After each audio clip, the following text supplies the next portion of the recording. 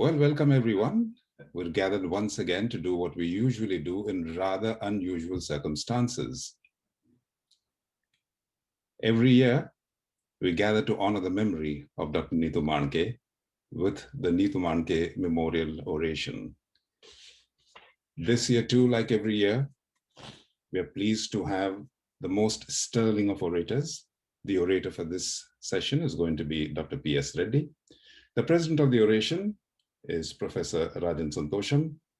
We are very privileged to have a chief guest with us, Dr. T. Udwadia, and our guest of honor, Professor Dr. Prasad Rao. Before we start, as always, we would like to invoke the blessings of the Almighty, because we all know no matter how much we endeavor, it's always up to the hands of the Almighty. So without further ado, I'd like to request the granddaughter of Dr. Neetu Manke, Nishika Desai, to do us the honors and start off this oration with a short prayer. Ladies and gentlemen, Nishika Desai.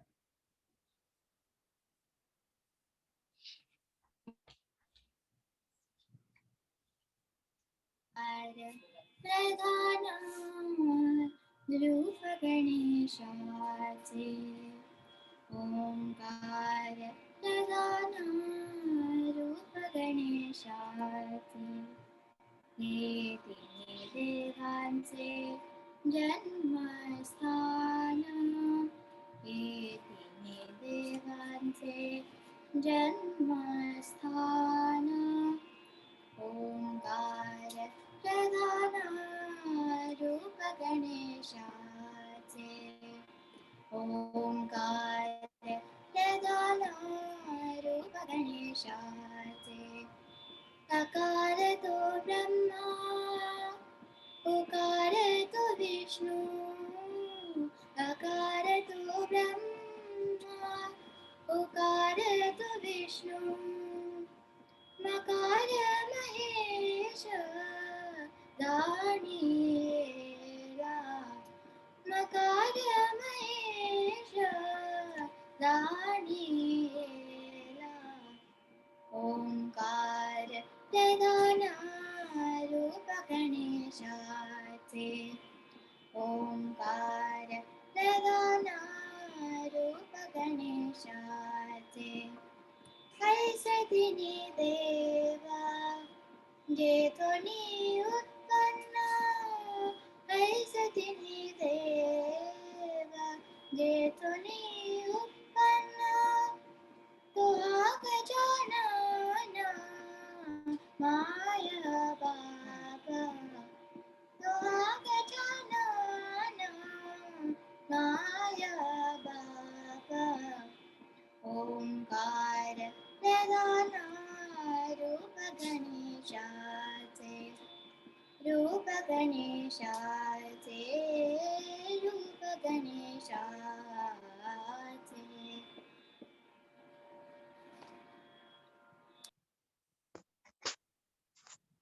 Thank you, Nishika.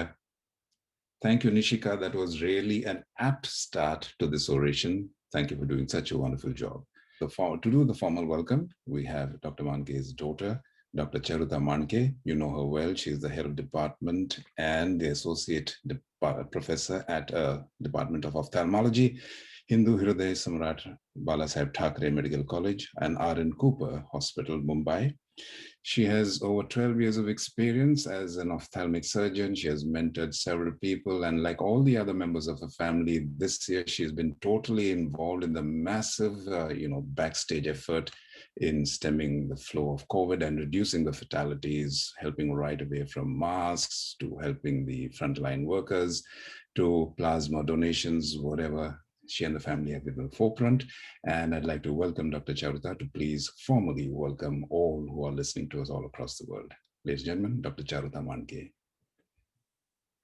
Thank you, Alaric. I'll start right away.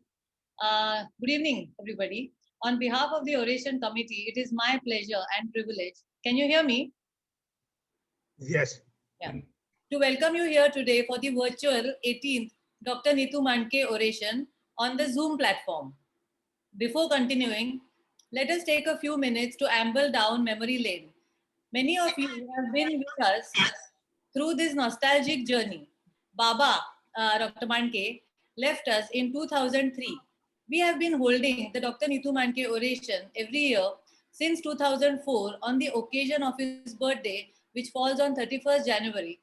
And this was recommended, suggested by his friend Dr. Hemant Kumar since his Lilavati days. Many extraordinary surgeons, physicians, and scientists who were also his friends were invited to deliver the orations in the last 16 years. This event is open to all, even non-medical, close friends and relatives enjoy these academic feasts in their beloved Nitu's Dream Hospital. The first oration, let me share the screen now.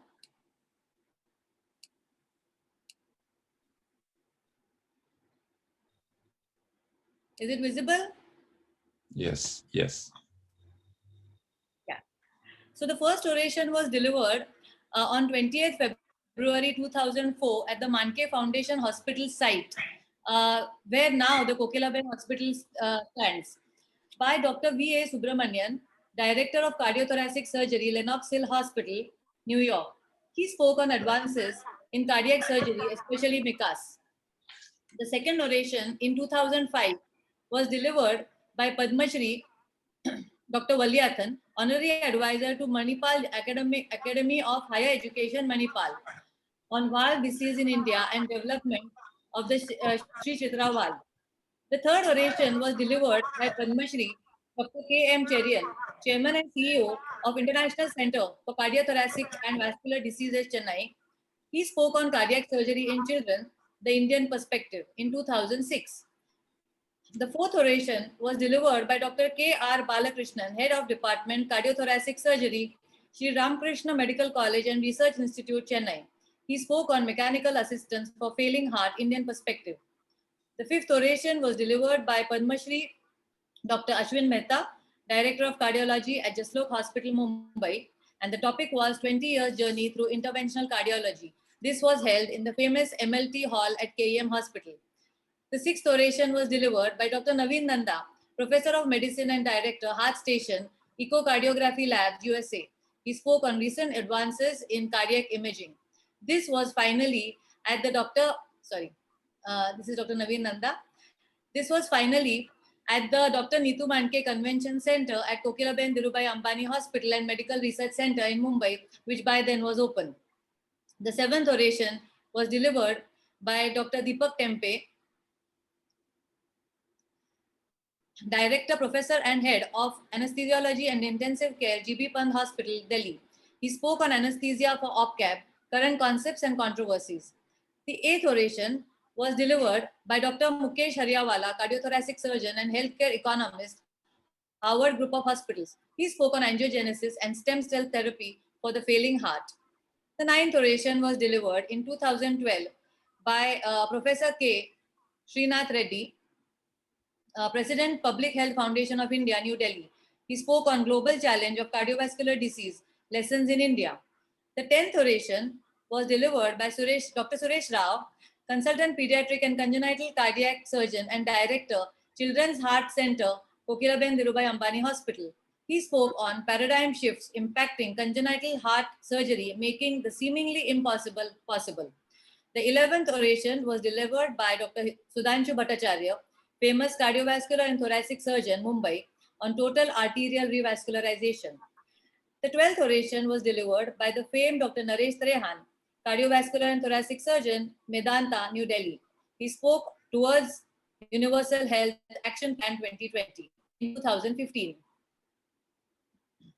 I'm sorry, I have fallen back on pressing the PPT. The 13th oration was delivered by world-renowned Dr. Devi Prasad Shetty, cardiovascular and thoracic surgeon, Narayan Hrudayalaya, Bengaluru. He spoke on innovation in healthcare. The 14th oration was delivered by Dr. Bharat Darvi, pediatric cardiologist in Mumbai. He spoke on transcatheter interventions in congenital heart disease, a viewpoint from the developing world. The 15th oration was delivered by Dr. Krishna Iyer, Executive Director, Pediatric and Congenital Heart Surgery, Fortis Hospital, Fortis Escorts Institute, New Delhi. He spoke on saving children with heart disease in India, the ongoing challenge.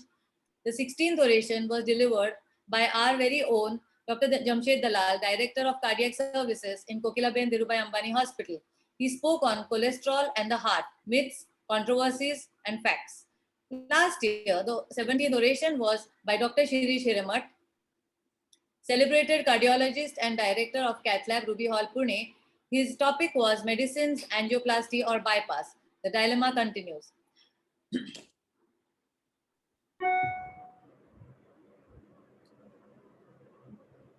I also warmly welcome our president of today's oration, Dr. Rajan Santosham, our guest of honor, Professor Rasari Prasad Rao, and our very special chief guest, Dr. Temtan Udwadia, our many friends from the medical world and beyond who have made it possible in their busy schedules to attend this very special annual event.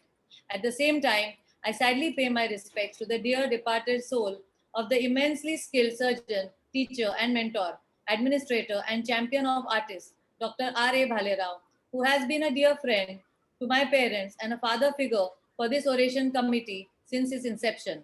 With that, I will hand over the mic once again to Alaric. Welcome again, everybody. Bye-bye. Thank you, Charuta. Thank you, Charuta. That was indeed wonderful the way we've gone down history lane to bring us to the present. Sterling presenters of the oration, and this year is no different. We have a very eminent personality who will be delivering the oration, and to introduce, although such a personality may not require much of an introduction, we have a personality herself who will do us the honors. To do us the honors of introducing the orator, we have a very unique personality. She's the founder and CEO of RSG Nutrition, of True World Integrated Healthcare, and Medinex Communication. She brings to this oration over 2 decades of vast experience in brand building, marketing, healthcare in well-known national and international entities. Her career has encompassed therapies in all major medical specialties, and she's a celebrated nutrition expert, honorary council member at the Women's India chapter of Commerce and Industry. And to empower women, she's also spearheads a women's networking group called Beauty, Brain, and Bravery. She's been doing that since 2014.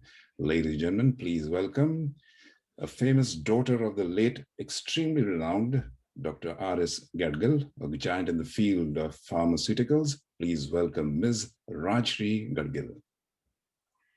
Thank you very much, Alaric, for that great introduction. I'm too small for it, but this evening, a very, very good evening to everyone. It's such a special evening. The orator of this evening is Dr. P.S. Reddy, who is the professor of medicine, School of Medicine, University of Pittsburgh, US. I take great pride in introducing him. He's the chairman of the SHARE, that is the Science, Health, Allied Research and Education Foundations and Medicity Institute of Medical Sciences. He was born in Telangana in 1936 and graduated from the Gandhi Medical College, Hyderabad. In 1967, Dr. Reddy passed the MRCP examination and became a member of the Royal College of Physicians, Edinburgh, UK. He moved to the US in 1971 to complete his residency and the fellowship in cardiology, and subsequently became professor at the University of Pittsburgh, as well as the director of the Cardiac Catheterization Laboratory at the Presbyterian University Hospital of Pittsburgh. With ultimate passion for community service, Dr. P.S. Reddy has received many awards, including the Pulse of Pittsburgh Award, the highest award conferred by the American Heart Association of Pittsburgh, the University of Pittsburgh's Chancellor's Distinguished Public Service Award, the American College of Chest Physicians Outstanding Community Service Award, Tamil Nadu Dr. MGR Medical University, Madras, Doctor of Science degree, the American Association of Physicians from India Distinguished Physician Award, American Telugu Association, the Award of Excellence for making quality medical care accessible to patients in developing countries. This is just a small list of his awards, but he's received many awards as he's been an outstanding teacher and has promoted first-class CMEs in India. He always endeavored to bring new technology and knowledge back to India. His expertise led to his election as the president of the Larynx Society, which is named after the inventor of the stethoscope. He has authored more than 100 articles in referred journals, as well as the book of pericardial diseases. As a very accomplished clinical researcher, Dr. Reddy's original and innovative research has revolutionized many concepts in cardiology, particularly with respect to origin of third and fourth heart sounds and hemodynamics of the pericardial diseases. He initiated various research studies to train medical faculty in research as well as to deliver healthcare to rural population, which I'm going to name a few of them, is REACH, REACH to Catch, the Andhra Pradesh AIDS Consortium, the Life Study, MILE Study, 3D testing of the 3D printing technology, Tetra, Health, Fogati International Research Training Grant, and the list goes on. At the peak of his career, Dr. Reddy came into contact with the then Prime Ministers Indira Gandhi and Rajiv Gandhi, who exhorted Indian scientists in USA to contribute to their motherland. That's when he founded SHARE to establish the medical science city that is Medicity in Hyderabad. He raised more than $3 million donations from the NRIs for this mission. He himself dedicated more than 50% of his time for the last 25 years to translate his dream into action. Consistent with his service motto, he founded the Share Medical Care, which established a rural nonprofit hospital, Medicity, which was later transformed into Medicity Institute of Medical Sciences. Ladies and gentlemen, we are about to witness a once in a lifetime event where the living legend, Dr. P.S. Reddy, will be delivering the oration for the late legend, Dr. Neetu Manke. As both these legends have lots in common, mainly in their quest to reduce the disease burden, they both have been super pioneers and visionaries in establishing hospitals which would have state-of-the-art infrastructure offering world-class patient care. I am fortunate to have known these legends and their selfless world-class work due to, of course, another legend, which is my father, R.S. Gadgil, who was their great friend, sharing the same purpose of reducing disease burden, of course, with drugs, nutraceuticals, and academia, but continuing medical education and nurturing the future generations is what these three have paved the path for in the 90s. And it is a sheer fortune that they were born on the Indian soil. I thank Dr. Alka Manke, Charuta, Zoe, and Mandar to actually give me this opportunity. It is really a moment of great pride and deep happiness in introducing today's orator, Dr. P.S. Reddy, at the 18th Dr. Neetu Manke oration. Over to you, sir.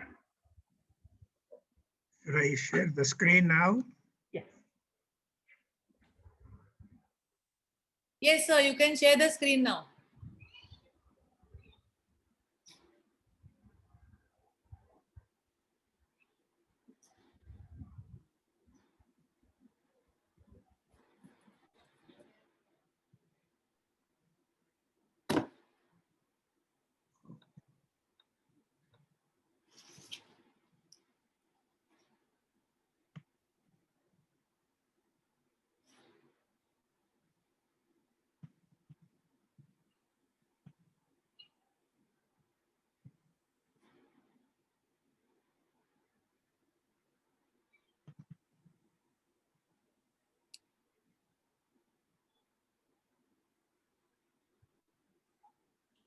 Ladies and gentlemen, to deliver the 18th. Is it visible?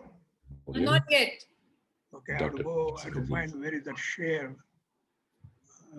Aditya, can you help? Yeah, sir. I know. Yeah. Okay, I got it now. Yeah, it's now sharing, sir.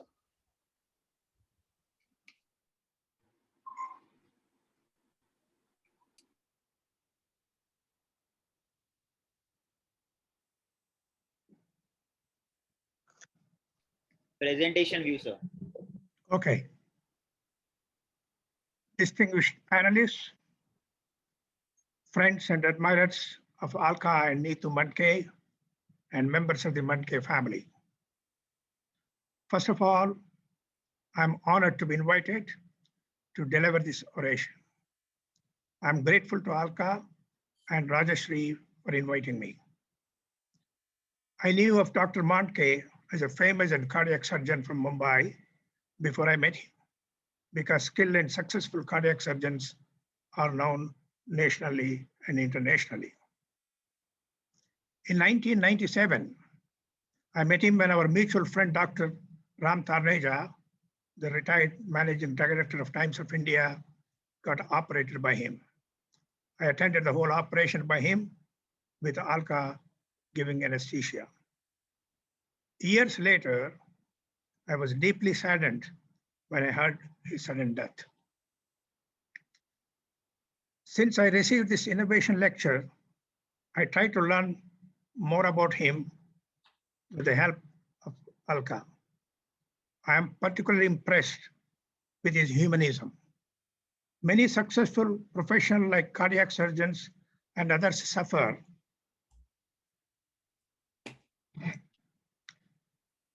the syndrome of what Oliver Goldsmith called the where wealth accumulates, men decay. The wealth does not have to be monetary. It could be intellectual. It could be skills. It could be knowledge. And success is a strong intoxicant. Success breeds pride, nurtures ego and arrogance, and dehumanizes the individual. Successful surgeons become privy of rich and famous and inaccessible to the poor. I am glad to know that Neetu Manke was an exception and had never fallen prey to this syndrome. It is evident from the following passage I read about him. All of a sudden, and most unexpectedly, a man from the audience got up. He came to the podium with a request to speak for a few minutes and began speaking spontaneously. On hearing of Neetu's death, he had left his village on foot and set out for Mumbai. He had walked non-stop for 37 hours so that he could pay his last respect to Dr. Manke, who had operated on him at Jaslok Hospital way back in 1986 without charging a single rupee. He had approached the great doctor without anyone's recommendation. He, the sole bread earner of his family, survived because of Neetu. He was the very personification of Neetu's humanitarian efforts and his extraordinary surgical skills. I wish all doctors imbued with this spirit of humanism.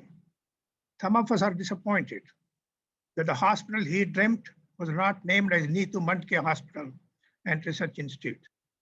But we hope that Kokila-Ben Dhirubhai Ambani Hospital and Research Center will be endowed with Neetu's heart and breathes the spirit of humanism.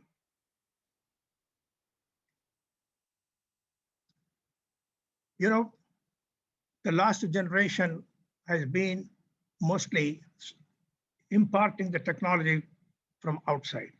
It is 75 years since we got Indian independence.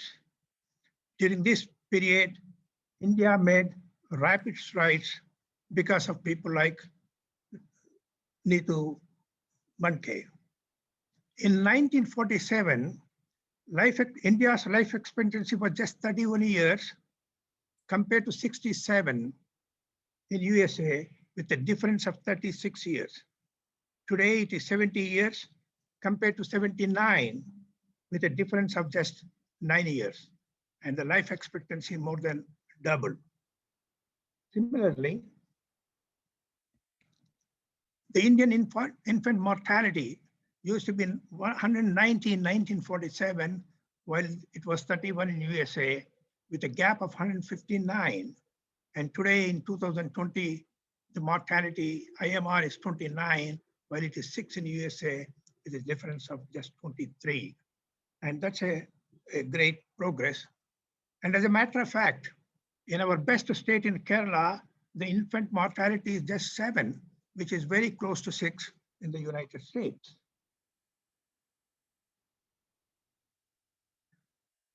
You know, rich and famous in India used to travel abroad for any tertiary care. When my friend Ram Tarneja required an angiogram in 1983, he came to Pittsburgh. But by 1997, when he required an angiogram and a bypass surgery, it was done in Mumbai in the hands of Dr. Manke. The trend has been reversed since then. And now we have a medical tourism in India. Dr. Manke, Dr. Girinath, Dr. Prasad Rao, Dr. Panda, and many other famous surgeons, and have learned techniques developed abroad, practiced them, and bridge the wide gap that used to exist between India and other developed nations, and able to export our services in the form of medical tourism. Don't you have a speech? I'm not audible. Can you hear me? Can you Yes, hear me? doctor. Yes, doctor, you can be heard. Doctor, you can be heard. Okay. Please continue. So in 2015, medical tourism was worth $3 billion. The number of medical visas issued were 234,000. By 2017, the number of arrivals more than doubled to 495,000. And Indian medical tourism industry is expected to grow to $9 billion by 2020.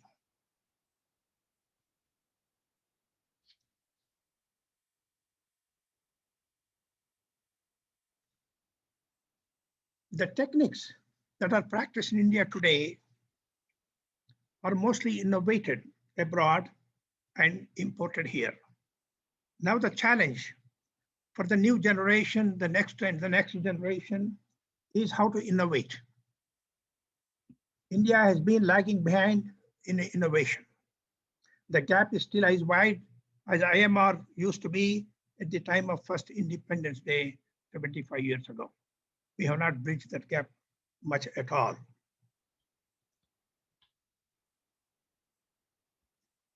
We take a historic view of our innovation of India.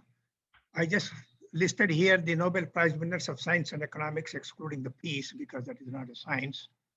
And as you see, before independence, there was one Nobel Prize by C.V. Raman, who was born in India and did the research in India and got the Nobel Prize in India. After independence, we have 5 Nobel Prizes, one in medicine and physiology, and 2 in economics, 1 in chemistry, and 1 in physics. But interestingly, all of them got their Nobel Prize because they work abroad and not in India.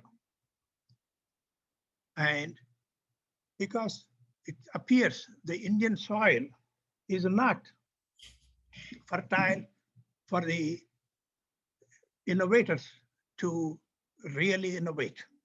So that remains a big challenge. The only medicine and physiology Nobel Prize by an Indian, Hargobind Khurana. Hargobind Khurana was born in a Raipur village, a village of 100 people in Multan, Punjab, studied at Lahore University, and then migrated from country to country, UK, Switzerland, Canada, and ultimately settled in USA before he got his Nobel Prize.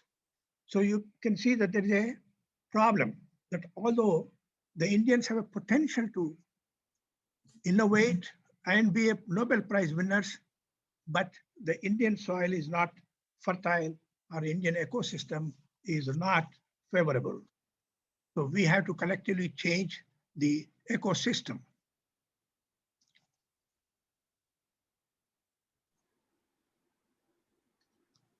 But Hyderabad is an exception, you know, that the Ronald Ross got the second Nobel Prize for Medicine and Physiology for his work in Secunderabad, where while dissecting the stomach tissue of Anopheles mosquito, spent 4 days previously on a malarious patient, and went on to prove the role of Anopheles mosquito in the transmission of malarial parasite in humans. Now, what is the difference here? Here again, he got a Nobel Prize. It is not credited to India because he's an Englishman who came and did it. And he succeeded in spite of such a barren land as far as the research is concerned, because of his mind of inquiry, and zeal and enthusiasm to find this one. And the only equipment he needed was a microscope, which he put together himself. The second thing that the Hyderabad is always proud of it, hey, we found out that the chloroform is good for anesthesia. So in 1885, Major Edward Lorry took charge as the chief surgeon of Afzalganj Hospital, as well as the principal of Hyderabad Medical College. The sixth Nizam backed the surgeon and set up the first chloroform commission to conduct experiments. Dr. Lorry conducted series of experiments on animals, dogs and monkeys at the Afzalganj Hospital. Dr. Lorry submitted results to the Lancet. Lancet readily rejected the paper in March 1889. The Nizam, through Major Lorry, wrote a letter to the Lancet, offered £1,000 towards travel expenses of an expert from the journal who would repeat the experiments that were conducted by the first Hyderabad Commission. The Lancet sent Dr. Lauder Broughton, a heart surgeon, who conducted his experiments on and concluded by December 18, 1989. The report of the Chloroform Commission was published in the British Medical Journal. Now again, you can see here, it is not an Indian working in India who got it. An Englishman comes here and again does the research in Hyderabad. But he's supported by somebody like Nizam. So you need that type of power and authority behind the research to do. Even an Englishman could not have done but for Nizam. And Nizam not only gave his power, but he put the money. So we need that type of commitment from the political establishment. So Nizam of yesterday is today's chief minister or the prime minister. And unless they give that type of support, it's very difficult for the Indians to innovate. Now I briefly review that what has been our contribution to research in cardiology. If you see, in 1628, William Harvey described the motion of the heart. First time we knew how blood circulates in the body, and he was an Englishman. Stethoscope was invented in France. Electrocardiogram was invented in Holland, for which he got a Nobel Prize. And Rivarocci from Italy invented the mercury sphygmomanometer. But during the last century, the cardiac catheterization was invented by Dr. Forsman. And behind each one of these people, there is a big story and a very inspiring story if anybody wants to learn. And this oration also gave me an opportunity to refresh some of my memories about these stories. Forsman, a doctor, cut his own vein in the arm and advanced the urinary catheter to his heart, walked down to the radiology department and took an X-ray. That's how the cardiac catheterization was invented. And for doing such a bold, unethical thing, he was immediately dismissed from the hospital for doing such an unethical thing. And later on, he even joined the Nazis and he was jailed. And when he was in jail in 1942, the Richard and Corland in New York came to know about this mysterious catheterization procedure, and they practiced on the patients to make the diagnosis. And for having established the diagnostic use of cardiac catheterization, both Richards and Corland and Forsman got a Nobel Prize in 1956. So sometimes you have to be very bold to innovate, and sometimes you may have to break the existing rules.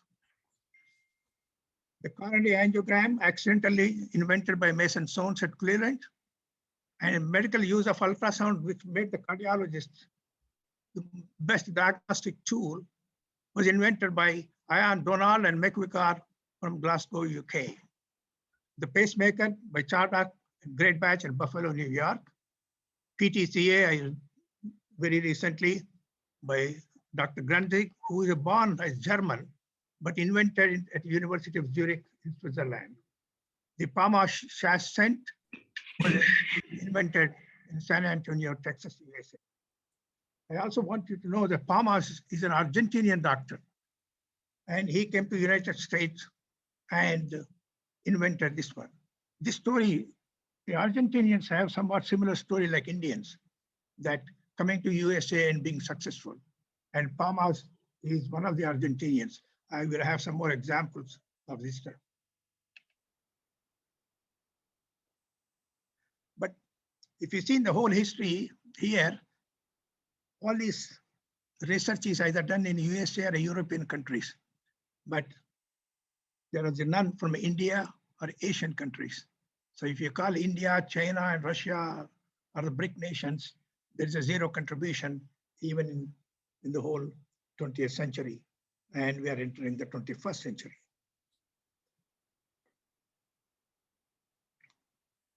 What about the simple things like balloon valvuloplasty of mitral stenosis? You said there are a lot of non-medical people on the audience. You know, I want to just let them know that the mitral valve is one of the valves in the heart, which exists between the on the left side between the upper and the lower chamber. And because of the rheumatic heart disease that used to be the commonest heart condition, acquired heart condition in India and even globally. And so this is discovered in Delhi. So again, we can say, hey, well, we have been innovative. But if you see that, it was done by Jim Locke from Boston Children's Hospital, who came to Delhi and used Vallabhpant Hospital and All India Institute of Medical Sciences as a forum. With the help of Kalila, Srivastava, and Bal, they have done the first 8 children. Valvuloplasty was done in Delhi, and that's how it got established. But if you see that for Kalila and Srivastava, etc., to succeed, we need mentors like Locke. We could not do on our own. And this is one of the factors that will be important, that we need mentors, strong mentors for us to innovate, at least initially. The balloon, which is now a standard one, very versatile balloon, was invented by Dr. Kanji Ainavi from Japan. So again, we are entering the stage, but we seem to need strong mentors to innovate. And Dr. Prasad is here, and Hyderabad is also known for having done 2 seminal studies to prove that balloon mitral valvuloplasty is as good surgical operation, whether it is a closed surgery or whether it is a open heart surgery.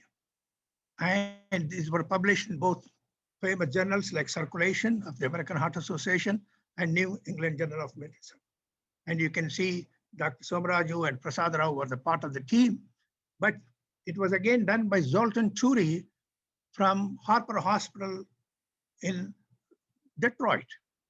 So he came, he brought the team, and he worked with Somaraju and Prasad Rao team, and they showed that the valvuloplasty is good. So it was not done anywhere in the world, but it is done from Hyderabad and by this team. But again, it speaks that you see that the first author, Zoltan Churi, and on the second one, you see Zoltan Churi as the last author, while his own junior's name, Vincent Rees' name, is the first author. So what it again reflects is, like a Jim Locke, we need a Zoltan Churi for us to be our mentors to do this type of innovations. And so we have to grow from this to when do we get Indian mentors to mentor us?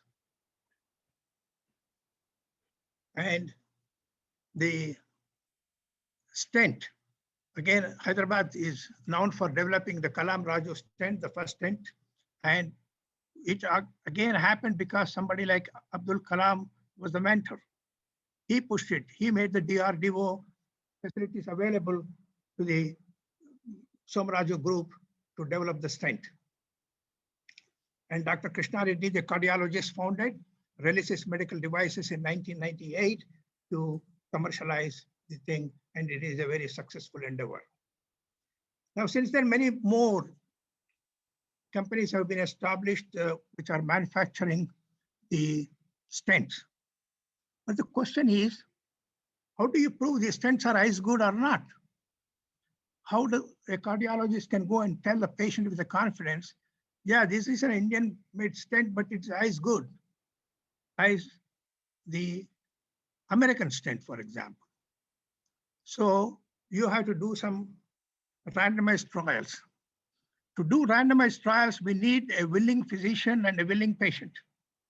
If you go and tell a patient, we have a stent which we don't know if it works as good, so we are going to do a study, how many will agree in India? So there is a big gap that we do not have an informed physician and informed society which will easily accept such studies. So on most of these stents, we don't have a randomized trials. But there was one study was done by Shahjahan Medical Technologies, SMT, in 2018 called the famous Talent randomized trial of an Indian-made stent versus the best-in-class Xenius stent by Abbott conducted in Europe. Do you see that? That there are for so many clinical research organizations come to India to do studies of drugs in India. But when we wanted to study our own stent from this country, we have to go to Europe and do a randomized trial to prove just a non-inferiority of our stent compared to an Abbott. Investigators enrolled 1,435 patients from 23 countries, centers in 7 European countries. Now, this is again a challenge in India, how to conduct such randomized trials in India with the products that we develop in India.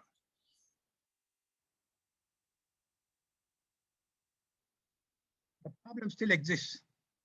I don't know, you all know about Bharat Biotech Covaxin trial. You know, Covaxin trial that they wanted to recruit some 26,000 patients. And as a phase 3, they could never recruit and they never published the results. And therefore now they are saying they found a new term that it will be done in the vaccines will be given to the public in a clinical trial mode. We invented a new phase because we can't meet the criteria. So we change the criteria. So there is a gap. So therefore, I think this gap needs to be also filled up before we could innovate. My friend, Dr. Surinder Sethi, who is a cardiologist in Pittsburgh, he had a passion that he wants to do something like many of us, something back in India. He said, I want to make a cheap pacemaker in India. So he asked his son to go to India. So he asked me if I could negotiate with a Core Atomic group, which was manufacturing pacemakers in India, which I did. And so he established a Spacetronic company, which has been manufacturing the pacemakers. And they also developed indigenously the CRT and a cochlear implant. And the cochlear implant only, they got into this business, which is not their core business, because it was mentored by Abdul Kalam. So we needed, you see that Abdul Kalam was a great mentor to make a stent available. Abdul Kalam has initiated the DRDO to help Spacetronics to develop a cochlear implant. So we need strong mentors. But the problem is Abdul Kalam is gone. I don't know if there is any more Kalams like people in India who can mentor us and promote it. And there is also another question. When the pacemaker is made cheap, they said, but who wants a cheap pacemaker? And very few pacemakers are Indian pacemakers from Spacetronics are implanted either in Hyderabad or Mumbai. Most of them are only done in Calcutta, out of the metropolis cities. So you have to have, even if you develop it and make it low cost, there have to be patients and the physicians who are agreeable to do it. Now, I do not want to go into the monetary reasons why the physicians do not implant the cheap pacemakers. If you implant a 1 lakh cheap 1 lakh pacemaker, your fringe benefits will be far more if you implanted 20,000 rupees pacemaker. So that is another challenge. And it's not a simple challenge. Actually, when we wanted to develop an artificial heart, this pacemaker, the Pastronics, Atul Sethi came to my meeting and he said, "Uncle, whatever it is, don't call it is Indian made. Then you already lose 90% of the market. So you say it's German made or something, but only you are selling it." So that mentality is also very inimical to innovation. Now, I do not want to disappoint the surgeons. Let us look at the surgical inventions that have been in the recent past. What is our role? You know, the first commonest was the Blalock-Taussig Thomas shunt for the congenital heart disease. And then it is Blalock and Taussig are doctors, but Thomas was not. Thomas was a laboratory technician. Why would a technician name in a laboratory, animal laboratory, will be associated with it? I'll talk about it a little later. Then mitral commissurotomy was first done by Sauter in London in 1925. But after that, after he read the first case, the cardiologist did not believe mitral commissurotomy works. So they refused to refer the patients to him until it is revived 25 years later in USA by Dr. Bailey and Dr. Harkin. And both of them did surgery 3 days apart. One was on June 5th, another is on June 8th. But Harkin being in Boston, he walked to New England Journal of Medicine and said, "It's so important, you have to publish." So he could publish before Bailey could publish it. There are very interesting stories about this competition between Bailey and Harkin. And Bailey himself, who scheduled 2 patients, first patient died. Before the news could spread, he went to the other patient, the other hospital, and successfully did the surgery. In spite of that, his privileges at the hospitals were canceled. Again, you can see how bold you have to be to do some innovation. Of course, Star Edwards valve, mechanical valve was done in Portland, Oregon. And the CABG, most of the surgeons and the cardiologists know that Favallaro at Cleveland Clinic developed. I talked to you about the SHAT. Pharma is developing a stent coming from Argentina. Favallaro also developed is from Argentina, from the same city as SHAT, and he developed coming to Cleveland Clinic. None of the USA people, USA citizens did it. Favallaro, an Argentinian, came and developed the technology. And just like Manke, he went back and established a Favallaro Foundation to serve the Argentinian people.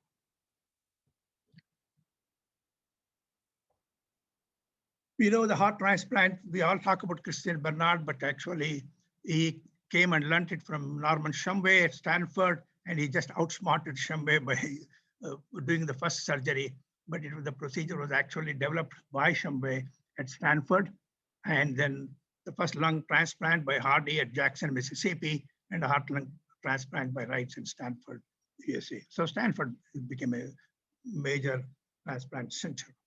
But again, if you can see in all these innovations, surgical innovation, again, our role is nothing except to impart the technology and make it available and accessible to Indians.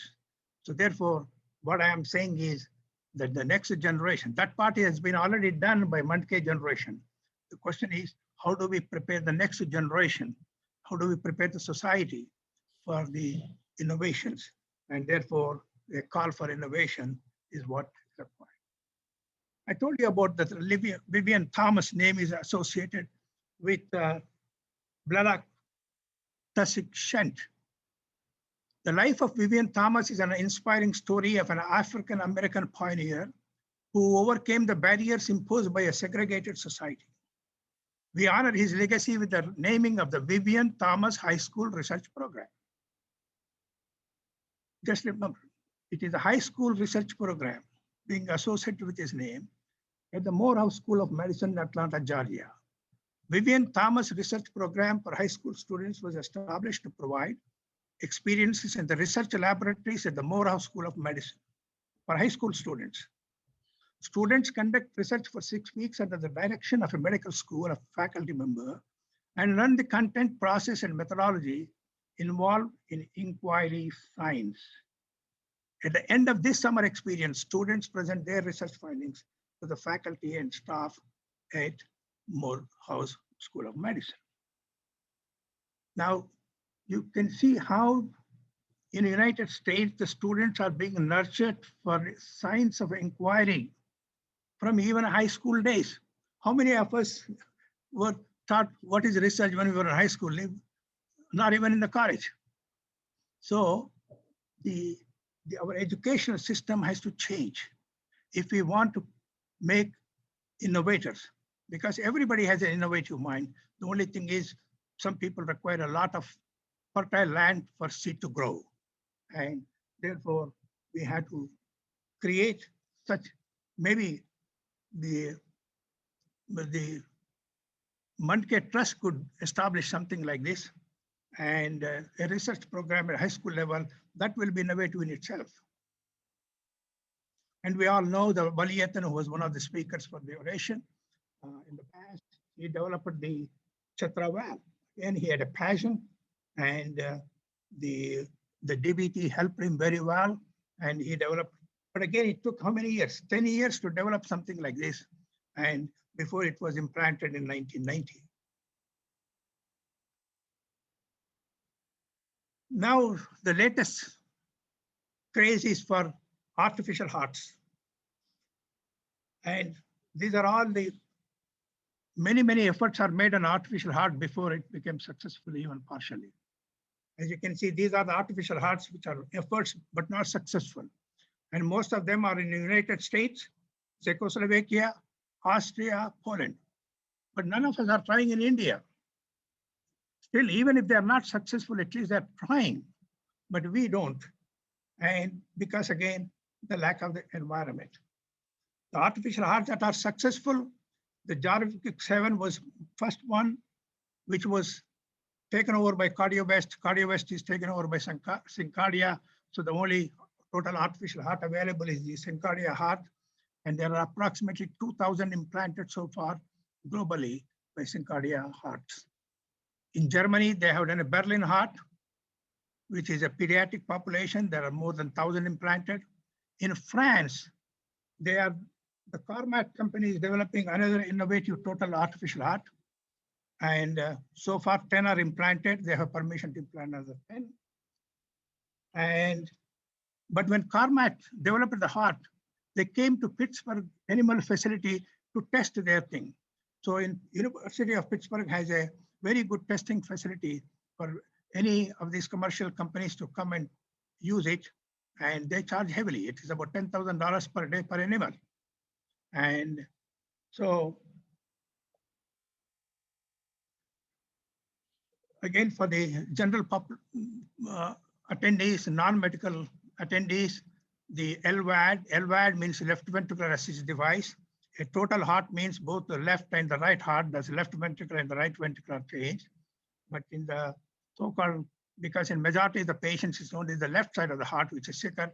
So therefore only left ventricular assist device is given because it's easier. And so most of the procedures now done are called LVAD. And it started with the Nimbus. Nimbus actually started the technology for HeartMate 2 that is being used now way many years ago. And it was bought out by Thermo Cardio Systems for $5 million, who were working on a HeartMate 1 and actually published an article. So the Thoratec company, which was established in 1956, paid $572 million and digested Thermo Cardio System. So they got both a Nimbus and TardioCard system in the womb. And at the same time, you can see on the right-hand panel, there is a Levitronics company established by Dr. Kurt Dassey. Kurt Dassey was also the senior vice president of Thermo Cardio System. After he sold $572 million, he went and established his own company called Levitronics. Developed the so-called Centrimag pump. Centrimag is now the nucleus of many ECMO systems. And he sold it for $150 million to Thoratec. So Thoratec again digested another company. And he became the senior vice president for Thoratec and developed the HeartMate. And Thoratec was bought out by St. Jude's for $3.3 billion. And then St. Jude's was bought out by Abbott for $25 billion. And so now what we have is only an Abbott company giving us, all other companies disappeared from the scene. And we have a HeartMate 2 and HeartMate 3, which is being sold by. But in all this scenario, we Indians don't have anything to say, anything to do, except when Thoratec 2 is available, we brought the HeartMate is available, that people like Balakrishnan, I don't know how many are doing in Mumbai, but Balakrishnan working with my another friend, Dr. Jim Long, about him I'm going to tell you. Jim Long helped him to put the LVADs by Balakrishnan in Chennai, and I know Balakrishnan was one of the speakers on this group. So far, 26,000 HeartMate 2s have been implanted globally, and probably Abbott has made its money now, the 35 billion only. Now, how much effort is required to develop an LVAD? CARMAT was established 27 years ago. They have been working on it. Actually, Alan Carpentier, who is one of the surgeons who invented the Alan Carpentier valve once upon a time, he asked one of his industrial friends, he has this idea. So he said, okay, I'll give some engineers, go and work on it. That's how the company started. And that original company is bought out by Airbus. So now Airbus supports the CARMAT. And after 27 years, and today they have 81 employees. And what is their budget? Their budget is 43 million European pounds. And that comes to 377 crores per year. And recently they raised a loan of 600 crores so that they can commercialize the product for doing the clinical the research. They got a permission to implant another 10. So that capital will be enough for mid 2021, they say. So it is an enormous effort to do this. And so we cannot underestimate it. And now they're ready. But as again told you, when they have to do a study test, they have to come to Pittsburgh. And since we started thinking of doing something in this direction, I have been attending this American Society for Artificial Organs starting in 2018. And so I attended one of their kindergarten lectures. And one of the things they told us is the effort that is required, if somebody wants to start today and develop an LVAD, at least it will take 10 years and $100 million. That's how much effort is needed. Of course, I was so excited in 2008 when it was announced there is an Indian artificial heart. And Dr. Sujay Guha, a bioengineer, he also had an MBBS degree, at IIT Kharagpur, said they have an artificial heart, Indian artificial heart. After that, for some years, I did not think about it because I thought it's already India made it. So why should I try to initiate it? And they said it will be just selling for 1 lakh of rupees, maybe. So when nothing was coming out of this one, in spite of this major announcement, in 2016, again, I started thinking, hey, what happened to it? So I called him up, and I will cut short the story. It was a long story. Anyway, one day I went to him, knocked on his door, and I said, can you tell me what happened to your heart, artificial heart? He said, Dr. Reddy, it stands same where it was. I said, how much infrastructure you have? None. How much money you have? None. So he has this great idea, great innovator, great man, brilliant, but he has no infrastructure, he has no money. And you can see that since 2016, I met him. Still, since then he moved to Delhi. He's working with All India Institute of Cardiologists and at IIT Delhi. But still, he tells me how he is not able to make any progress. So in 2016, I arranged a workshop of Indo-American Artificial Heart Program, because when I talked to my colleagues in United States at the university, they said they would be happy to help us to develop an artificial heart at a low cost, provided I can lead it. So therefore, I arranged a workshop. I invited many engineers from multiple institutions, the industrialists, to come and see that if they are interested and if they will do it. And then I went to their managements if they would support it. And so our collaborators now for this artificial heart is Harvey Borowitz, who has been associated with me and with our department of cardiology and cardiac surgery for the last 40 years, who has retired as the chairman of the Department of Bioengineering at University of Pittsburgh. Dr. James Entaki is a student of Harvey Borowitz, who ultimately became a professor at Carnegie Mellon University, and now he moved on as a chair of the bioengineering department at Cornell University. Jim Long, as I was telling you, Jim Long is a doctor from Oklahoma, surgeon, great surgeon. And he's the one who helped Balakrishnan to start the procedure in Chennai. And now he himself has a company called Vadovation, and he invented the smallest artificial heart. And not only the smallest, he could implant it without opening the chest. And he's such an innovator, not only just a great cardiac surgeon, but he's a great, great innovator and a great humanitarian.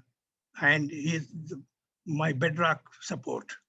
Dr. Kurt Dacey is the one who has participated in the multiple companies that developed the LVAD. And again, it takes me another half an hour to tell the story. So I would just say he's the most versatile innovator when it comes to anything with the heart. Sean Bakeston is in charge of our animal facility in Pittsburgh. So he has been given a challenge that the animal facility we are developing in Hyderabad should be at least as good as University of Pittsburgh, and with no limitation for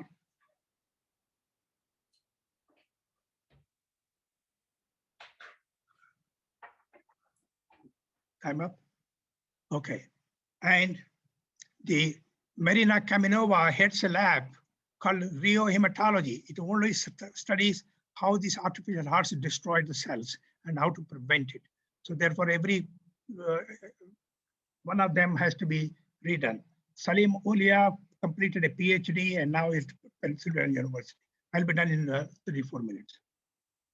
Jim Long, as I told you, is not only a founder, and not only a surgeon, and not only invented the smallest heart, which is going to be the standard of tomorrow. Among Dr. Long's personal interests in international humanitarian medical work, most often in Calcutta, India, where he oversees the Mission of Mercy Hospital Network and a nursing school. So Indian participants, again, we have many institutions, industries, medical, and AIG Hospital, Dr. Gokhale, some of you know, Dr. Sukesh Kumar Reddy, and Pamaru Bioscience Laboratories, our animal facility that we are developing it. And this is a meeting we organize every year with the ASIO meeting and an Indo-American meeting. This is a laboratory, the Kaminova lab, where the studies are done for hemorrheology for artificial hearts. So we have made several visits, and they have come to Hyderabad and helped us to establish the similar lab at AIG Hospital in Hyderabad. And now we are developing our animal facility at this PBS lab called Palamuru Lab on 150 acres of land, which is supported by the BIRAC with about 5 or 10 crores. So they have the best animal facility. Now we have done 2 sheeps, and we are planning for the 3rd sheep. And this is a circuit diagram, which has a very, very fine details to do it. And this is the team last time when we did the 2nd sheep, and they were guided by Zoom from all the international team were all online to help them and guide them the procedure. So what do we need to innovate?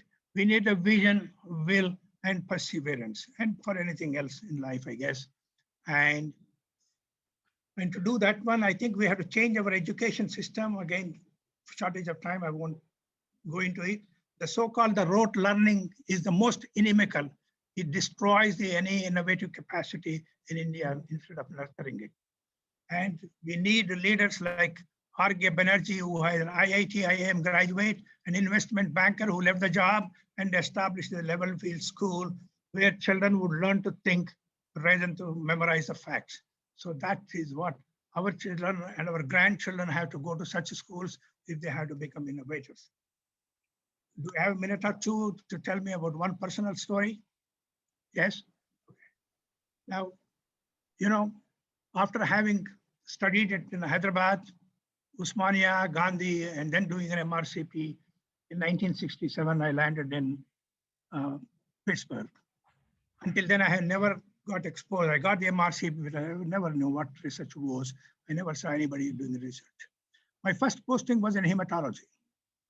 And we had a large population of rheumatoid arthritis patients, and many of them had anemia of chronic disease. So we were consulted. Marvin Lewis was my senior, and we would do a bone marrow biopsy and show that there is no iron deficiency because sideroblasts are present in bone marrow. And so we say it cannot be cured. So I told Dr. Lewis, but I just learned in Edinburgh where we used to treat all patients with iron the anemia of rheumatoid arthritis with IV dextran, iron dextran. He said, that's a funny story. I never knew anything like that, and nobody knows. So he dismissed me. That night I went to the library and made a literature search and found out what is the evidence that intravenous iron dextran helps. So I collected all the journals, put them in a wheelchair. I had a key to the office. By midnight, I put them in the office, went and slept. Next morning after my rounds, Dr. Lewis said, Dr. Reddy, I read all the articles, but I don't believe it. Neither anyone would believe in America. So the only thing is I cannot dismiss you either, that you have presented the evidence. I cannot dismiss you and say, no, that's not right. So the only thing option left to us is we have to do research and prove it works. So he wrote up a proposal, put my name as a first author, as a principal investigator to find out if the intravenous iron dextran would help. And so he also got $5,000 grant from Rheumatism Association. And he said, okay, here is my lab, hematology lab, here is the money, here are the patients. Now you start giving IV. So I gave it to 9 patients. 7 patients got acute exacerbation of rheumatoid arthritis instead of curing the anemia. So therefore, for ethical reasons, I have to stop the study. But then we published an article. Instead of saying how iron dextran improves anemia, we said how it worsens the arthritis. And so that's my first publication. And even that first publication, as you can see, 90% he wrote it. Hardly I did 10% of the work. But again, he put me as a first author. This is the American ecology of science. And a junior person from somebody from India comes and challenges the senior professor. He doesn't dismiss you, as long as you show some credible evidence. And he gives an opportunity to write a proposal, to do a research and publish whether good or bad, and still put you at the forefront of everything. That is the ecosystem is so badly lacking in India. I think we have to generate it. And the senior leaders who are all on the audience and probably otherwise had to take the lead to change this system. That until then, I think innovation becomes very difficult. So this is one of the major roadblocks we have. So in conclusion, how Indians can innovate in India? First of all, educate our children to think creatively and no rote learning. Vivian Thomas High School Research Program. We need such programs for our high school students. And we don't even have our postgraduates in medicine. So at least we can start also with the graduates. That's what we started for at least medical graduates and postgraduates in Hyderabad at Medicity. And my experience as a resident in medicine, where a junior gives an idea, you try to prove it or disprove it rather than to dismiss it. And a strong and passionate leadership like Nizam of Hyderabad. Okay, it could be Prime Minister of India, it could be CM of state because they have the political reins. Mentors like Abdul Kalam and Jim Locke and Zoltan Churi, we need them. We need the money. As I told you, you saw that Carmat, how many, 400 crores a year to develop an artificial heart. Let them give us 4 crores a year, somebody. We can develop it in India. Okay, so we need either government or the philanthropists or Ambanis. And in this country, maybe it's easier to get from the industrialists rather than the government. The other challenge is the replacement of hierarchical organization with a flat functional organization, most difficult to challenge of all. Because Here, a junior means he's a subservient, he's not equal. Okay, we have this Raja-Praja relationship. Either you are a Raja or a Praja, but there is nothing like two being equal. So a junior means a junior. He has to just listen to the senior, don't question it. And this type of thing destroys the creativity and does not promote the innovation. And therefore, we need to create an ecosystem for creativity. Thank you. Thank you. Thank you, Doctor. What a wonderful oration. Ladies and gentlemen, that was Dr. P.S. Reddy delivering the 18th Dr. Neetu Mandke Memorial Oration. Thank you, Doctor, for taking us through the historical perspective. That cornucopia of information was incredible, and also for suggesting the way forward. I'm sure we have a lot to look forward to. As we move on with the oration, next on is an introduction that I have to do, because the next speech is going to be by the president of the oration. And to introduce the president of the oration, we have an outstanding personality in himself. Ladies and gentlemen, Dr. Jamshed Dalal needs no introduction. He is MD, DM, PhD UK, FESC, FRCP. He is a respected and renowned interventional cardiologist who has been associated with several national and international institutions, including National Heart Hospital, London, Welsh National School of Medicine and University Hospital of Wales, Queen's University, and Kingston General Hospital, Canada. Dr. Dalal has been instrumental in establishing the cardiology departments of leading hospitals, including Lilavati, PD Hinduja, and Wockhardt.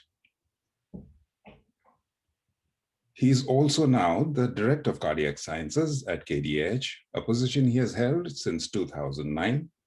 And he has delivered the Dr. Neetu Mandke oration in 2019, as Dr. Charutha has already mentioned. He has also given the first Dr. Neetu Mandke oration at IMA Pune and the Dr. Neetu Mandke Memorial Lecture at IMA Mumbai West. Ladies and gentlemen, Dr. Jamshed Dalal. Thank you, Alaric. I have great pleasure and honor to introduce the president for today's oration, Professor Rajan Santosham. He is the chairman of the Santosham Chest Hospital in Chennai in India. He's also the senior consultant thoracic surgeon at the Apollo Hospital in Chennai and of the Cancer Institute in Chennai. He's the professor emeritus at the Dr. MGR Medical University. He is the founder president of the Indian Association of Cardiovascular Thoracic Surgery and the founder president of the Indian Association of Bronchology. And because of his extensive work in the field of thoracic surgery, he has got the Lifetime Achievement Award by the Indian Association of Bronchology and also the Lifetime Achievement Award from the Indian Association of Cardiovascular Thoracic Surgery. So it gives me great pleasure and honor to request Professor Rajan Santosham to give a few words for this Dr. Neetu Mandke operation. So over to you, Dr. Rajan. Excuse me, Dr. Reddy, can you stop sharing your screen, please? Oh, sure.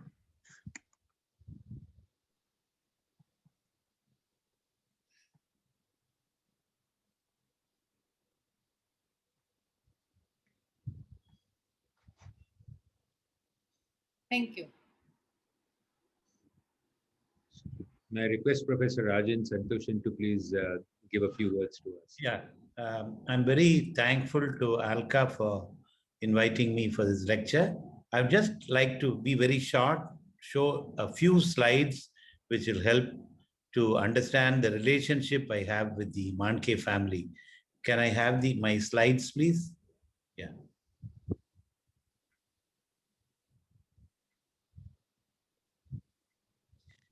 I'm very thankful to the orator, Dr. P.S. Reddy, for giving such a nice talk on the innovation in healthcare. I had met this beautiful couple 26 years ago in a cruise ship banquet in Japan. From that time, Alka and Neetu became good friends of me and Charuba. This was the 48th IACTS conference in Madras. Neetu was the president. You can see Dr. Prasad Rao, Dr. Girinath, and the governor and the health minister during the inauguration. Nithu was the president of the association.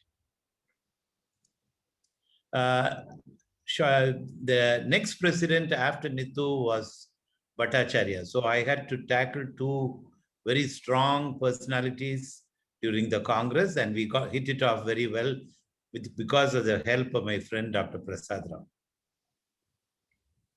Rao. This was taken with Alka and my wife in the conference in 2002. Actually, Nithu visited my home in Madras with Alka 1 week before he passed away. He was extremely overworked. Because of overwork, I had a cardiac infarct when I was 46 years old, and Dr. Girinath operated on me, and I've been doing well. I had advised him to slow down. However, he said he had to work hard every day, including Sundays, when he traveled abroad and operated. He said he had no choice because he had to provide for his hospital. I also had the privilege of attending and speaking in his memorial service, which was organized by his secretary in a Catholic church in Bombay. So with these, next please. I would like to say hello to Dr. Prasad Rao, who has been my close associate. He was the past president and the secretary of IACTS, and he was the person who guided me in the conference and been with me during my journey in this association. I also remember Dr. Tehimton Udwadia. I don't know, sir, if you remember, about 35 years ago, I think you were the president of the International College of Surgeons. You came to, I think it was some city, I think it was in India, a town in Chennai, where you were the chairman of the conference. And I had presented a paper on, I was a young budding surgeon, presented a paper on surgery in pulmonary tuberculosis. And you had given me the best award, paper award. Actually, I know your brother's son, Zari Udwadia, and we have done quite a few cases together. I'm very honored that you are here, being a very senior surgeon. Once again, I like to thank Alka and the family for keeping me still a part of my close friend Nithu's oration.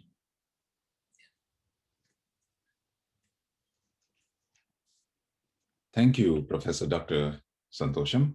Thank you for giving us the honor of being the president at this year's oration, and of course, your wonderful presence here at the oration.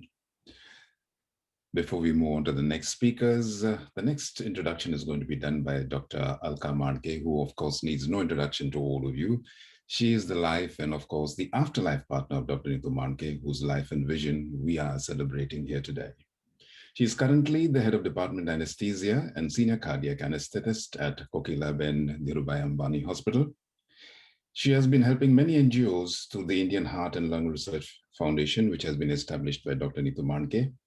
And she also serves society in various other ways, including being on the board of trustees of the Seva International Trust, the Seva Sahyog Foundation. And she's also chaired the Keshav Shrishti Foundation for 6 impactful years.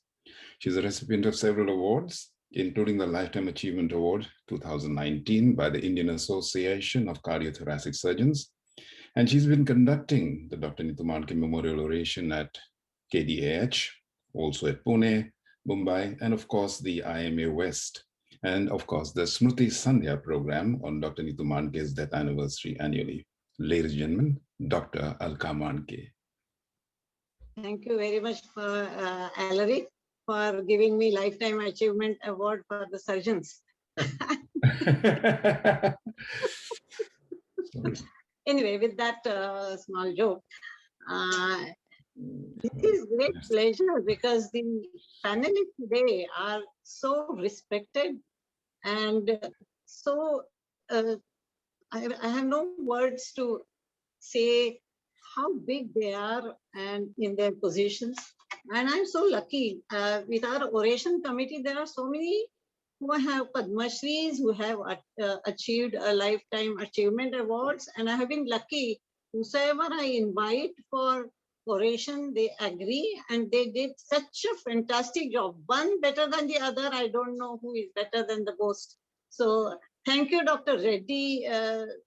Of course, my son Mandar will be giving the vote of thanks, but I cannot resist thanking you immensely for coming and giving such a fantastic oration.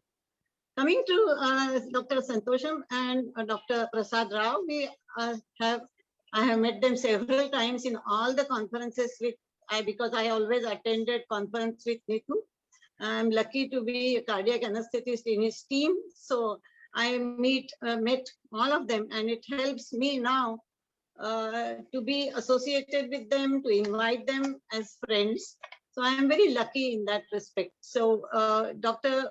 Prasad Rao has been, in fact, a member of both Dr. Santosham and Dr. Prasad Rao have been member of Dr. Neetu Manke Oration Committee right from its inception. For the first oration in 2004, it was difficult for him to come from Hyderabad, of course, every year, but he was present for the first oration. So now, because it is thanks to COVID, we can have people from all over the world here as panelists, as well as the viewers who are present. Thank you very much for all the viewers to log in for this virtual oration. Dr. Rao also is a Padma Shri awardee in 2001 and was president of Indian Association of Cardiothoracic Surgeons in 2006 and 7. So both the panelists have been the presidents also, as Dr. Manke was a president of the same association. Dr. Neetu was president of IACS, and I want to quote an incident very close to my heart. In 2002, the photographs of the same were shown by Dr. Santosham. And I distinctly remember the evening before the famous presidential address in Chennai. Neetu had a near fatal reaction to a soft drink, and Dr. Prasad was called to his room. I was not around. I had taken people for a ride around city of Chennai. He was in same hotel, Prasad was same hotel. So obviously Neetu called him. Dr. Prasad acted so swiftly and saved Neetu's life. How can I ever forget, Dr. Prasad, this incident? Dr. Rao is an alumni of AIIMS, All India Institute of Medical Science, from where he passed his MCH in cardiac surgery and went on to New Zealand and UK for further training. Like his friend, he also returned back to homeland to serve countrymen rather than enjoying the affluence abroad. He developed Nizam Institute of Andhra Pradesh in Nizam, Hyderabad. At present, he is chairman of Indo-US Super Specialty Hospitals, Hyderabad, having all world-class facilities, serving poorest to the super rich class patients equally under one roof. I can go on and on, but we are all eager to listen to him. So I present Dr. Prasad Rao to the audience. Dr. Prasad. Namaste, Alka. Nice seeing you, hearing you after a long time. Dr. Alka and family members of Dr. Neetu Manke. Dr. P.S. Reddy, my mentor, great cardiologist, great human being. He is not only an innovator, he is also a great provider and supporter for the institutions. He developed the Shared Medical Care and MedCity Institute of Medical Science out of nothing. It was a barren land. If long back, 30 years back, if you had looked at that place, it would be very difficult to believe that Dr. P.S. Reddy developed a medical institution and also rural health sciences, public health institutions in that place. Dr. P.S. Reddy, nice seeing you in Zoom meeting after a long time, sir. Good morning to you. Morning.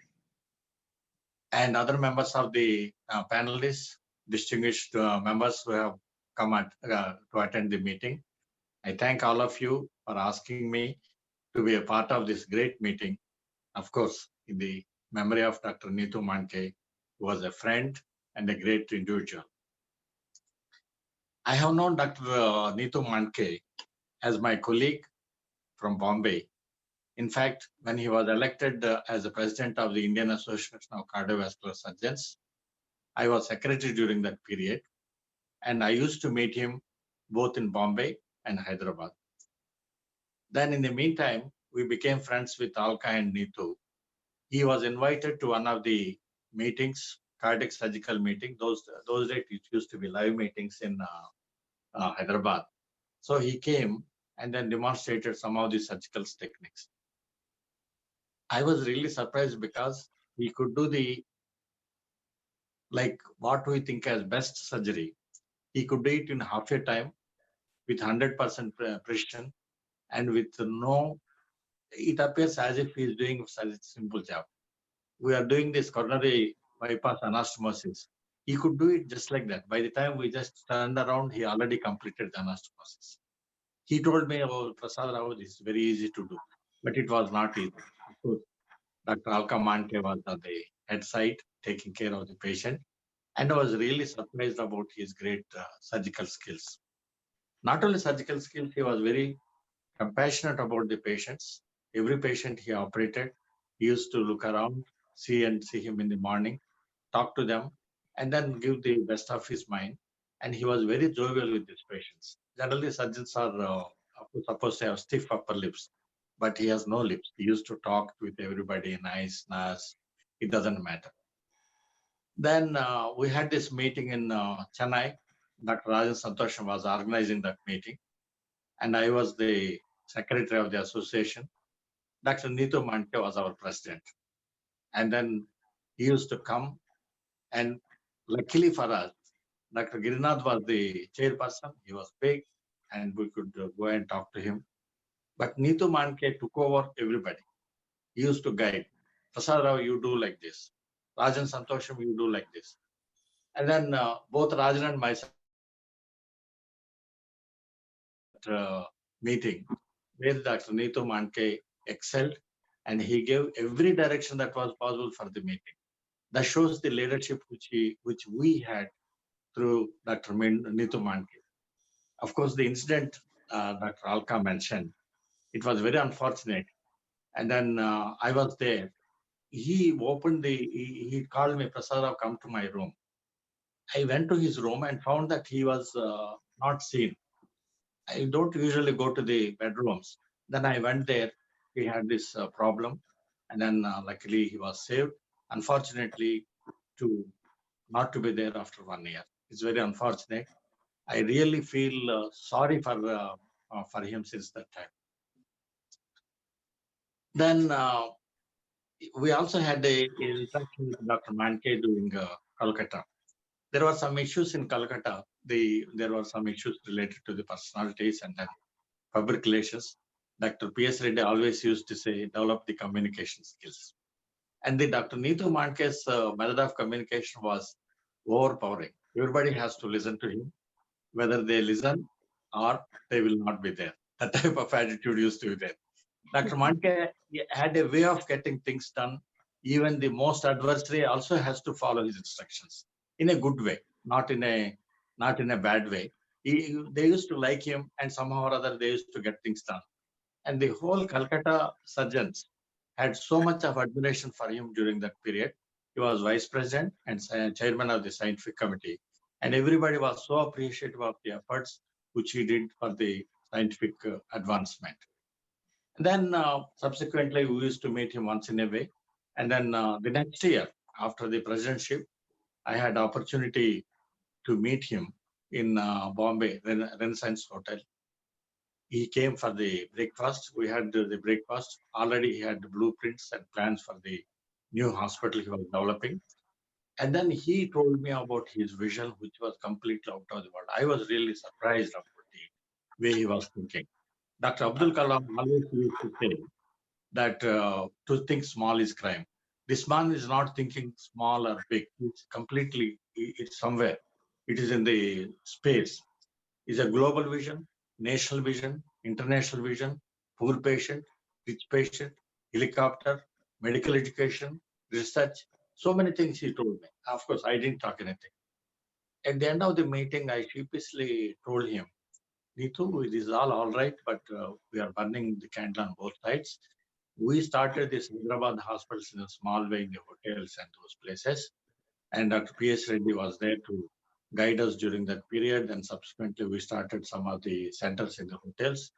So what is this? Why are you doing all these things? It is possible to go from a small hospital to a bigger hospital. That's what I told him. Then he said very strictly to me that Prasad Rao, you are all thinking very small. We have to do the international vision. We have to compete with institutions like Harvard University. We have to compete with institutions like Stanford University. I am thinking about something bigger than that, both in the medical education, research, and patient care to the Indian population, which needs the services of the people. That's what he told me. Of course, there was no way I could talk beyond that to him. So I told him all the best. Only unfortunately, only to know that he passed away a few months after that one for the reasons which are completely.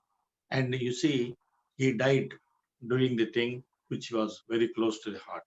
That close to the heart was medical education, research, big hospitals, international, global vision, and service to the poor and Indian people who are there.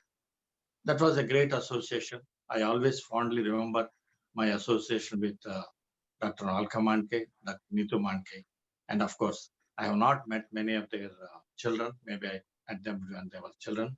And I also happy to note they are all distinguished physicians and people in their own field. I'm very happy to know about that. I am also happy today with P.S. Reddy. I am seeing after a long time, sir, your vision and your fond memories of working with us always guide us in our life. Dr. Rajan Satwesham, great friend, Madras, and is a great friend and then great surgeon. Rajan, thank you very much. And all the other people, Alka, I take this opportunity in the memory of Dr. Neetu Mandke, great soul and great person and a good friend. Thank you very much.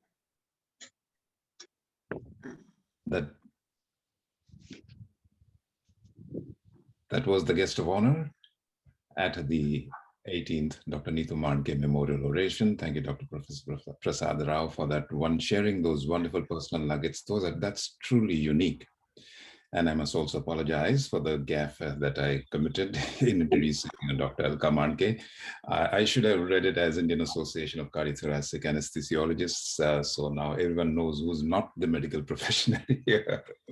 But in my defense, although I'm not a medical professional, I write like the proverbial doctors, so even I can't understand what I write. So I'm going to minimize any collateral damage by trying to shortcut the next introduction. Up next, we will have, of course, the chief guest who will be speaking, but the chief guest will be introduced by Dr. Juhi Mandke, whom you all know. She's a consultant pediatric surgeon attached to various hospitals all across, including the Surya Hospital, the Holy Family Hospital, Breach Candy, Saifi Hospital, Messina, etc. Ladies and gentlemen, Dr. Juhi Mandke.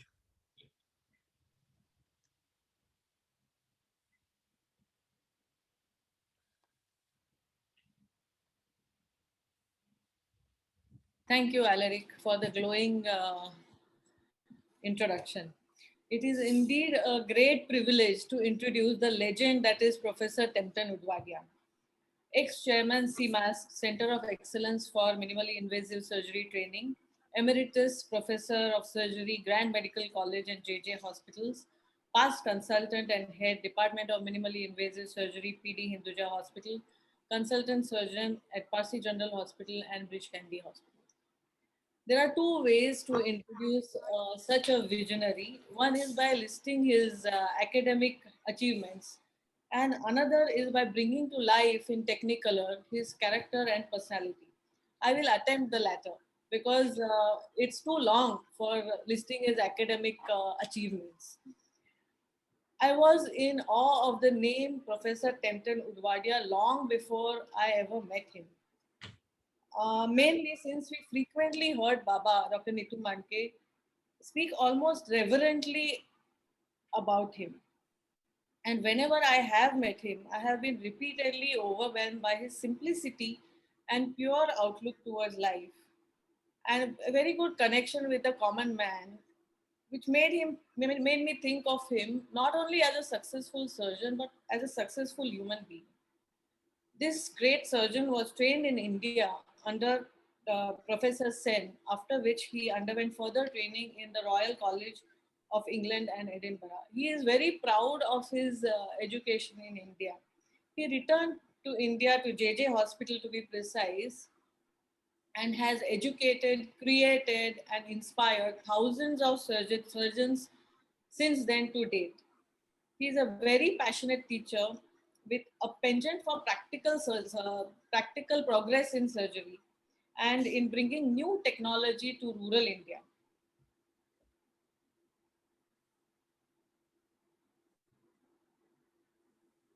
His life story is synonymous with the progress and transformation of surgery in India.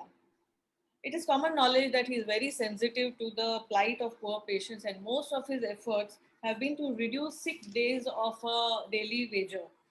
An example is when there was introduction of laparoscopy in the Western world, and India obviously could not get the laparoscope because there was too much of a duty levied on imported medical equipment. He himself went to Germany, bought a laparoscope, smuggled it in, and used it to diagnose 300 patients in the JJ ward. So this was the magnanimity of this person. He has traveled extensively in rural areas teaching minimally invasive surgery to rural surgeons. But what is astounding is his humility and respect when he says that each time he went there, he learned more than what he taught. He performed the first laparoscopic surgery in JJ in India in 1990. And he gives the credit to the whole team in JJ. He has been elected president of several national and international societies. He was honored with the Padma Shri National Award in 2006 and Padma Bhushan in 2017. He has been, I think, the first surgeon honored with the Order of the British Empire by Her Majesty Queen Elizabeth II and the distinction of honorary fellowship by American College of Surgeons. The Albert Einstein Foundation celebrated the centenary of Einstein theory of relativity by nominating 100 visionaries, of which Professor Tempton Udwadia was one. He has obviously received uncountable awards, innumerable research papers, many presentations over 50 years, and he has authored many chapters and 2 landmark books on laparoscopic surgery. He maintains at this age that a surgeon should remain fit, and he is fit. He has as much of a passion for playing golf as he does for surgery. A salute to this inimitable octogenarian, Professor Tempton Udwadia.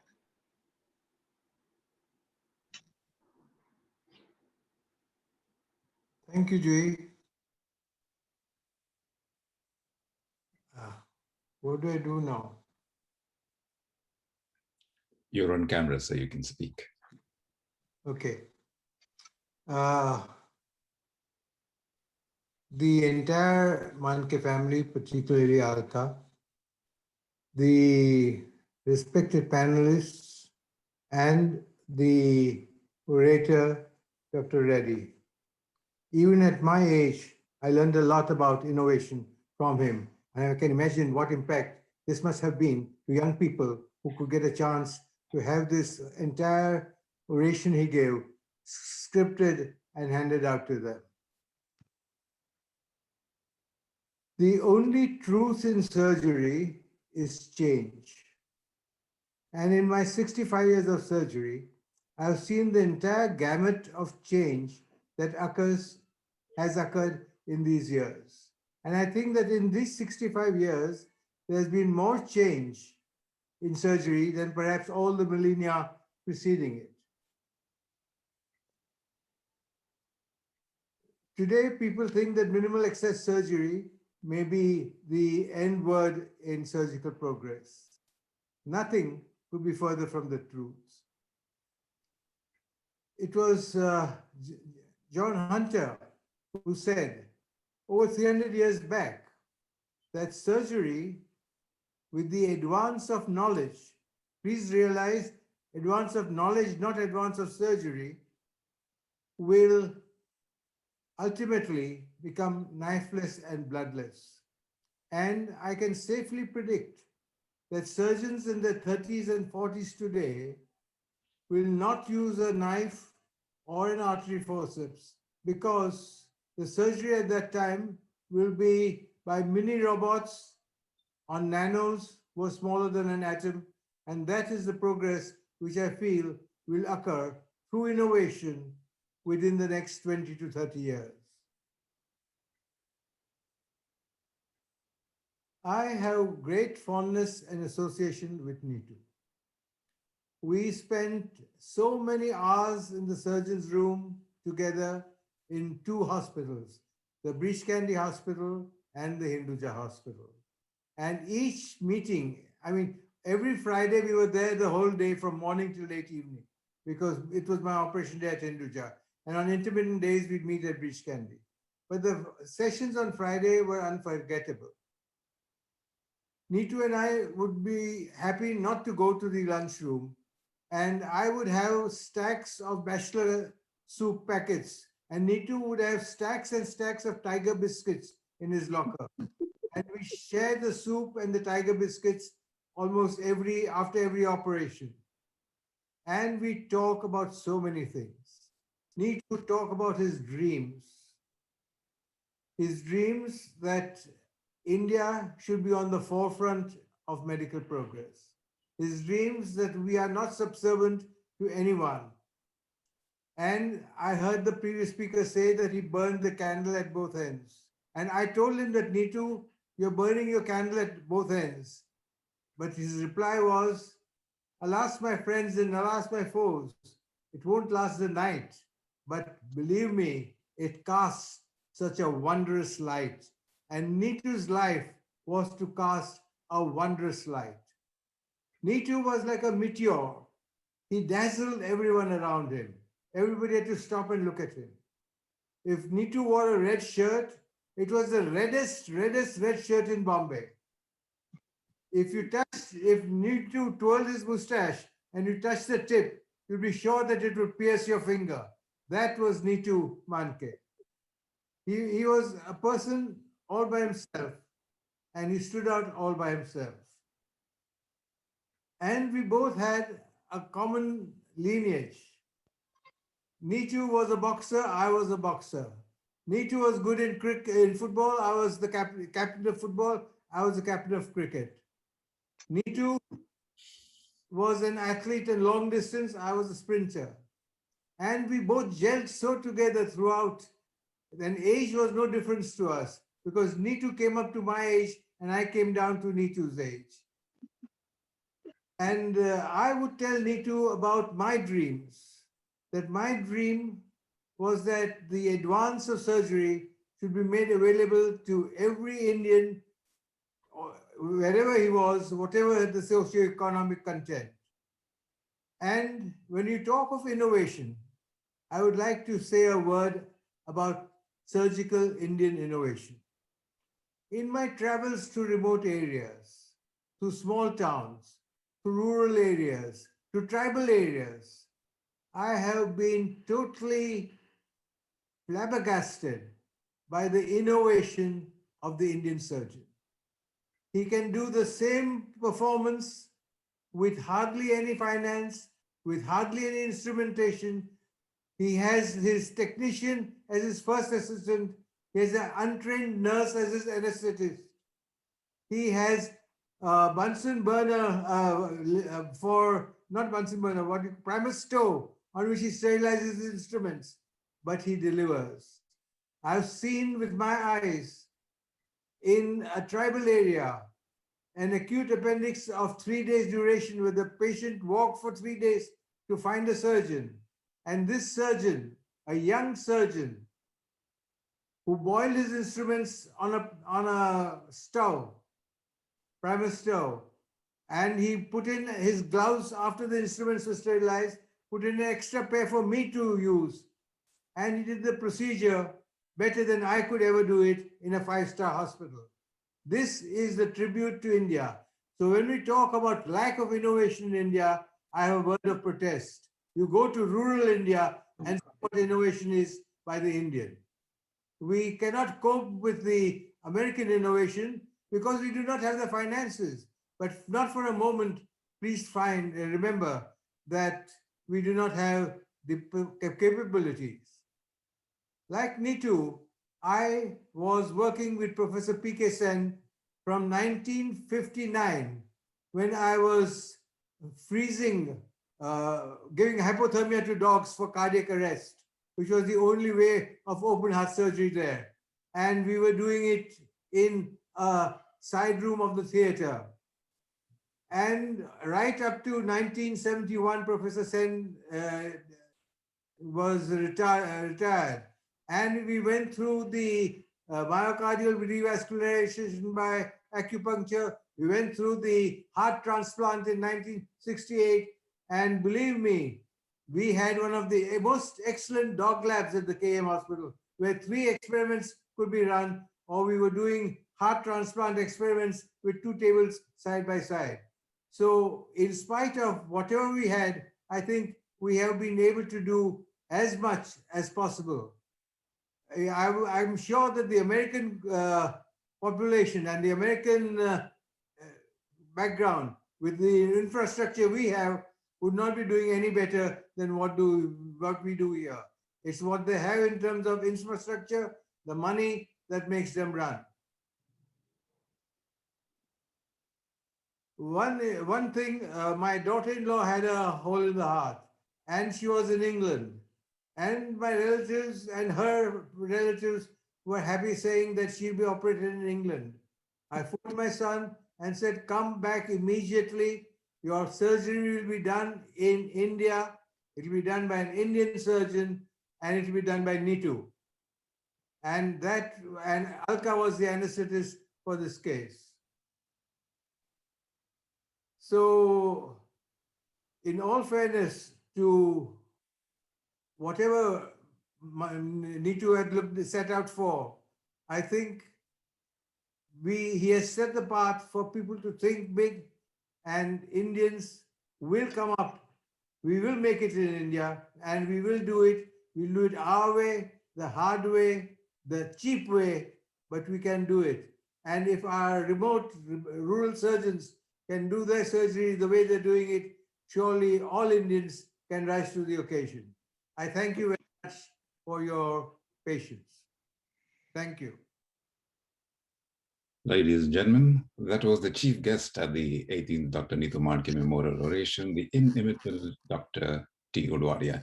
Thank you, Dr. Odwadia, for those very powerful words, for that sharing, and of course, telling us about the soup and biscuits.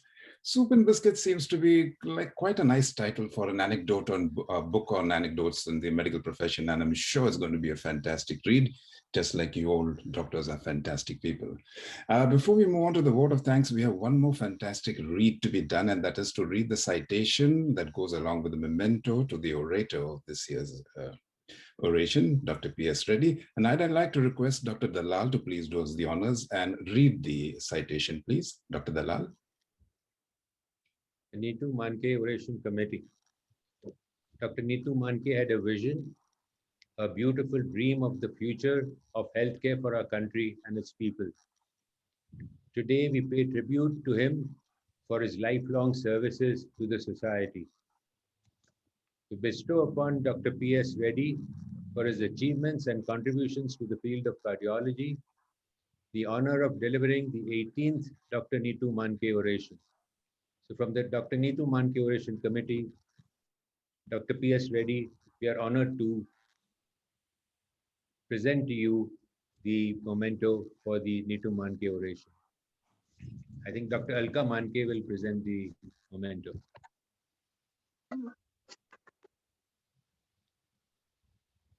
Dr. Reddy, you're not there to collect it personally, but across the oceans, I think that you will feel the vibration of this beautiful memento, which all of us have felt, those who have given the oration.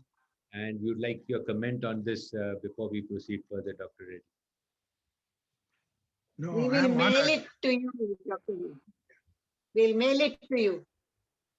Okay. The only thing is, Alka, it looks like, does it say I'm an FRCS? No, MD. It says MD. No, okay. Somewhere I saw. Okay. That's fine, as long as you didn't make a surgeon out of me.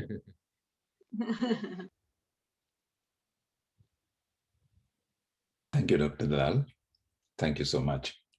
Ladies and gentlemen, it's now time for the vote of thanks. And to deliver the vote of thanks, it's time to introduce a gentleman who is a man of many parts. He's a robotics engineer by training. He now runs the Night Skies Observatory, which is India's first public access astronomical observatory, which is located in the verdant hills of Panchgani, not very far from Mumbai. And it has space science education for all, including students and adults. It aims to inspire young minds and also train future space scientists, astronomers, astronauts, you name it. And they're also part of the NASA Museum Alliance, which of course they're very proud to be. And due to the current COVID situation, they have, and the new circumstances that are prevailing, most of their products and workshops can be found online. So you need to check out Night Skies Observatory. And right now we need to meet the gentleman. Please welcome Mr. Mandar Mandke. Thank you, Alaric, for the kind words and your fantastic work as always. I'm honored to have the most important job of the evening to say thanks. Year after year, we have had such great people on this platform to give the Dr. Neetu Mandke oration and to grace the occasion with their presence. It is an absolute honor to plan and conduct this event every year. Dr. Reddy, thank you so much for accepting the invitation and delivering such a wonderful oration, and for using simple terms in your presentation and explaining medical terms to non-medical listeners. There was, in fact, there was a lot to take home for people of all industries, really, not just medical research. In fact, I remember Baba, Dr. Mandke, speaking to so many people about developing indigenous equipments like stents, valves, retractors, etc., to bring the cost of surgeries down. And I believe he also commissioned a few. Anyways, Dr. Reddy, thank you so much for a wonderful oration. It was energizing and inspiring. We were introduced to Dr. Reddy in one of Rajeshri's programs, where he was the chief guest. The program was about famous doctors and their children, brought together in memory of Rajeshri's great late father, Mr. Gadgil. Thank you, Rajeshri, for helping us invite Dr. Reddy and also for introducing him so beautifully to the viewers today. Thank you. I heard stories from my mother about respected and famous Dr. Udwadia, and my father cracking jokes in the surgeon's room over coffee between surgeries where they usually met. And it's very interesting that you brought that as a memory, and it was after so many years for all of you great people on this platform to remember him so fondly and bring him to life. It's quite amazing. We were really touched and also inspired by your speech, Dr. Udwadia. I sincerely thank Dr. Rajan Santosham and Dr. Prasad Rao, both of them dear friends, as you can see from their words, dear friends of my father and members of this oration committee. Like Dr. Mandke, I said, they have always been a part of this oration committee, but thanks to COVID, they could be a part of this oration this year. So there's a silver lining, right? Thank you for expressing, thank you, sirs, both of you, Dr. Rajan Santosham and Dr. Prasad Rao, for expressing your love for Dr. Mandke. Thank you, Dr. Dalal, for being such a great friend of the family. And, you know, he's in quarantine right now, but he was the most excited to be online with us for this program. Thank you, Dr. Dalal. There are few people without whom this oration won't be possible. Farah, who is Dr. Manke's secretary, who makes sure all invitations go out and follow-ups are done and coordinates with everyone for this and any other event. Alodia, who was Dr. Manke's secretary, Dr. Baba's secretary, who is always there for absolutely anything. There's a Vijay, the handyman, who can get absolutely anything done at any hour. And thank you, Charuda, for designing and sending out the invitation cards and coordinating with the IT team at KDA.